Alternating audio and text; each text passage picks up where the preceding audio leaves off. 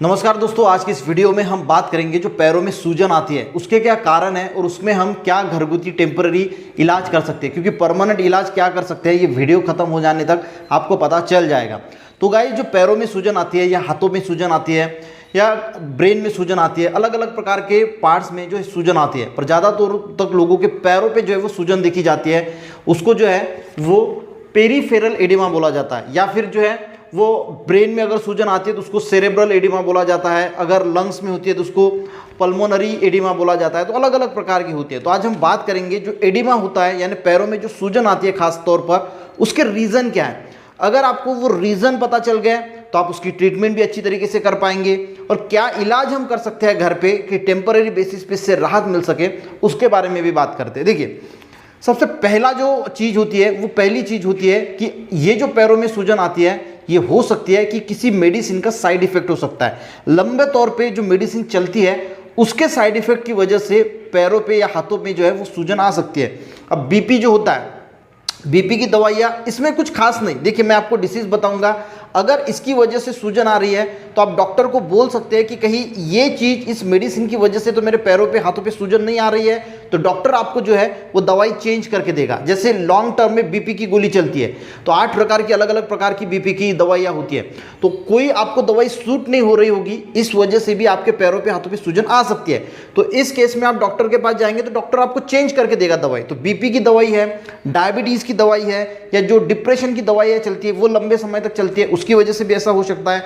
जो pain killer आती है निमुलसाइड, ठीक है, उसकी वजह से भी, जो बुखार वगैरह में दी जाती है पेन किलर, उसकी वजह से भी जो है वो आपके पैरों पे हाथों पे सूजन आ सकती है। कुछ इसमें स्टेरॉइड दी जाती है तो वो भी एक कारण हो सकता है। हार्मोनल जो दवाई दी जाती है या जो कीमोथेरेपी दी जाती है उसमें जो दवाई दी जाती है, तो ये हो गई एक मेडिसिन की पर्टिकुलर।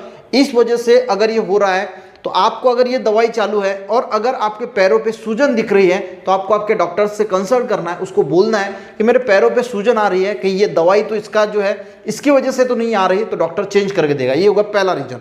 अब दूसरी चीज़ हो सकती है गाइस कि थायराइड की अगर किसी को प्रॉब्लम है, यानी जो हम हाइपोथायराइडिज्म बोलते हैं जिसमें थायराइड की कमी हो जाती है, उस वजह से भी पैरों में सूजन आ सकती है।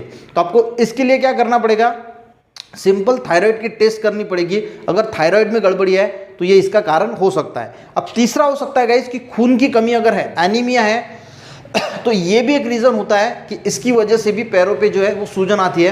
तो आपको सिंपली ब्लड टेस्ट करके ये पता लगाना होगा कि आप में हीमोग्लोबिन कितना है। अगर वो कम है तो ये भी इसका रीज़न हो सकता है। इसके साथ अगर बॉडी में प्रोटीन की कमी होगी, इसको प्रोटीन मल एब्सॉर्प्शन बोला जाता है, तो प्रोटीन की कमी की वजह से भी जो है वो पैरों में सूजन आ सकती है।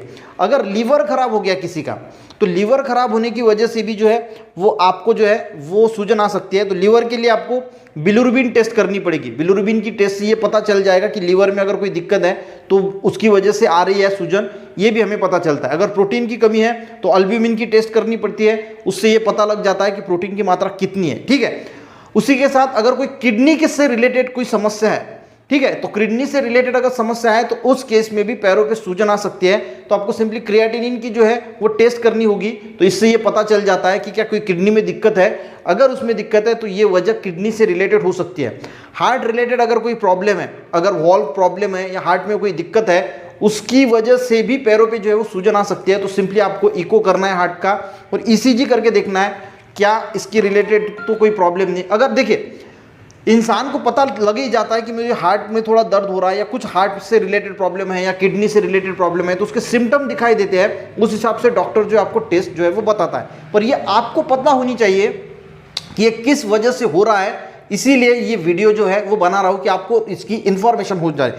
अब लंग्स, अगर क्रोनिक लंग से अगर प्रॉब्लम है, लंग की अगर डिसीज है, कोई लंग से रिलेटेड अगर समस्या है, तो सिंपली आपको चेस्ट का एक्सरे कराया जाएगा। उससे भी लंग से अगर कोई प्रॉब्लम है तो उससे भी पैरों में सूजन आती है। और एक होता है जिसको हम बोलते हैं फिलियारिसिस, यानी हाथी पाँव की अगर बीमारी है तो ये भी एक समस्या हो सकती है जिसकी वजह से आपके पैरों पे सूजन आती है। अब इसमें दोनों पैरों पे सूजन आती है। अब देखिए, एक पैर पे अगर सूजन आ सकती है तो वो क्यों आती है उसके बारे में बात करेंगे। तो एक पैरों में अगर सूजन आती है तो आपको एक पैरों में अगर कोई घुटने में दर्द है या आर्थराइटिस है या फिर नी जॉइंट में अगर एक पैरों में अगर प्रॉब्लम है तो उसकी वजह से भी एक पैरों में सूजन आ सकती है। या फिर हड्डी फ्रैक्चर हुई है, कुछ चोट लगी है, कोई मरोड़ आई है, तो उस वजह से भी आपके जो है वो उसमें जो है वो सूजन आ सकती है। वेरिकोज वेन्स नाम की बीमारी आपने सुनी होगी, तो उस वजह से भी आपके एक पैर में जो है वो सूजन आ सकती है। उसी के साथ अगर इन्फेक्शन है किसी एक पैर में, कहीं पे भी एक हाथ में इन्फेक्शन है, तो वहाँ पे भी आपको सूजन देखने को मिल सकती है। उस केस में अगर कीड़ा बिच्छू या किसी अगर काट लिया है तो उस वजह से भी जो है वो सूजन आ सकती है। ये तो होगी एक पैर में। अगर एक पैर में आती है तो इससे रिलेटेड जो है वो समस्या हो सकती है। अगर गाइज बहुत सारे लोगों को अब टेम्परेरी बेसिस पे सूजन आती है, तो वो क्यों होती है? लंबे समय तक अगर कोई लोग खड़े रहते हैं एक जगह पे, तो उस केस में टेम्परेरी बेसिस पे सूजन आ सकती है। कुछ लोग बैठा काम करते हैं, बैठे काम, अगर आप जो है वो ट्रैवलिंग कर रहे हैं, बस में बैठे हैं, ट्रेन में बैठे हैं, तो उस वजह से भी टेम्परेरी बेसिस पे सूजन आ सकती है। या हाई एल्टीट्यूड पे है, प्लेन से ट्रैवल कर रहे हैं, तो हाई एल्टीट्यूड में भी बहुत सारे लोगों को जो है वो सूजन आ सकती है पैरों में। तो ये हो गई गाइस पैरों पे जो सूजन आती है उसके क्या क्या रीजंस है इसके बारे में। अब देखिए, अगर मैं बोलूं कि इसको क्योर कैसे करना है, तो किस वजह से ये सूजन आई है, इसको अगर हम पहचान लेते हैं तो हम क्योर कर सकते हैं। अगर लीवर की वजह से, एक सिंपल एग्जांपल बताता हूं कि लीवर अगर डैमेज है या कोई लीवर में दिक्कत है, तो आपको लीवर को ठीक करना पड़ेगा। लीवर अगर ठीक हो जाएगा तो ये सूजन अपने आप जो है वो ठीक हो जाएगी। तो जो उसके लक्षण है, यानी सूजन जो होती है वो हम टेम्परेरी बेसिस पे कैसे कम कर सकते हैं उसके बारे में अब बात करेंगे। पर अगर आपको परमानेंटली ठीक करना है तो आपको वो सबसे पहले देखना होगा कि किस वजह से आपको सूजन आ रही है, उसको ठीक करना पड़ेगा। ठीक है, अब टेम्परेरी बेसिस पे क्या हो सकता है, आप जो है वो पैर थोड़े एलिवेटेड करके जो है वो सो सकते हैं, या एलिवेटेड करके जो है वो रख सकते हैं 1-2 घंटे के लिए। यानी ऊपर की तरफ ऐसे अगर रखेंगे जब सोते हैं, कुछ नीचे लगा दीजिए और वैसे जो है वो 2-3 घंटे टेम्परेरी बेसिस पे आपकी सूजन कम हो जाएगी। पैरों की एक्सरसाइज कर सकते हैं, उससे भी जो है वो टेम्परेरी बेसिस पे सूजन कम हो जाती है। मसाज कर सकते हैं पैरों की, एक कंप्रेशन बैंडेज आता है उसको पहन सकते हैं, ताकि जो देखिए जो पैरों में सूजन आती है वो होता क्या है, तो पानी उसमें भर जाता है। ठीक है, पानी भरने की वजह से जो फ्लूइड होता है वो भरने की वजह से वो सूजन आती है। तो वो कंप्रेशन जो बैंडेज होता है वो फ्लूइड को ऊपर की तरफ भेजता है, तो जो सूजन है वो कम हो जाती है। इसी के साथ नमक आपको खाने से जो है खाने में एकदम कम कर लेना है, उसकी वजह से भी जो टेम्परेरी बेसिस पे आपके पैरों की सूजन कम हो जाएगी। और अगर कुछ डायूरेटिक दवाइयाँ भी आती है जो पैरों की सूजन जो है वो कम करती हैं, पर वो डॉक्टर की सलाह से लेना है। तो आज की वीडियो में हमने जानने की कोशिश की कि पैरों में जो सूजन आती है जिसको हम एडिमा बोलते हैं, उसके रीज़न क्या क्या हो सकते हैं और टेम्परेरी बेसिस पे हम उसको कैसे कम कर सकते हैं। और अगर परमानेंटली क्योर करना है तो जो उसका मूल कारण है तो वो अगर हम ठीक कर लेते हैं तो आपकी पैरों की सूजन जो है वो कम हो जाएगी। वीडियो हेल्पफुल रहा गाइस तो एक लाइक जरूर करना, लोगों को भी शेयर करना। मिलते हैं नेक्स्ट वीडियो में, तब तक के लिए जय हिंद।